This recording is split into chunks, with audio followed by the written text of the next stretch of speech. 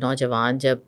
Practical field میں جاتے ہیں اور جب وہ کسی بھی جگہ انٹرویو دینے جاتے ہیں یا اپنی پرسنالٹی کو پریزنٹ کرنے جاتے ہیں، تو آپ ذرا مجھے یہ بتائیے، کیونکہ آپ کا تو واسطہ پڑتا رہتا ہے، تو آپ ان میں کیا چیز دیکھتے ہیں، کس پیمانے سے ان کو جج کرتے ہیں؟ بھائی ایک ہی چیز،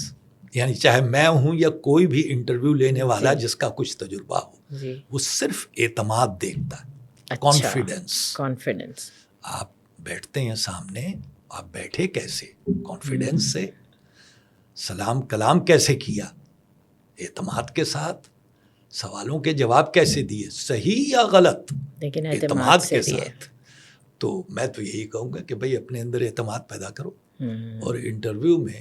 ساری تیاریوں کے علاوہ میں یہ نہیں کہتا آپ کپڑے بھی صاف ستھرے پہنیں، آپ اندر داخل ہوں تو آپ کی چال بھی سیدھی ہو، سب درست، پوسچر آپ کا ہونا چاہیے صحیح، آپ کے اندر اعتماد ہو کہ میں اس جاب کا اہل ہوں اور مجھے ملنی چاہیے میرٹ پر۔ پاکستان میں ہو سکتا ہے آپ کو نہ ملے کہ جی ایک مضبوط سفارشی موجود تھا، لیکن دنیا میں آل اوور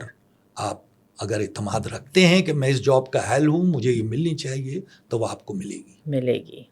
پاکستان میں بھی میں آپ کو بتا دوں سب سے اچھی جابس آئل کمپنیز کی ہیں،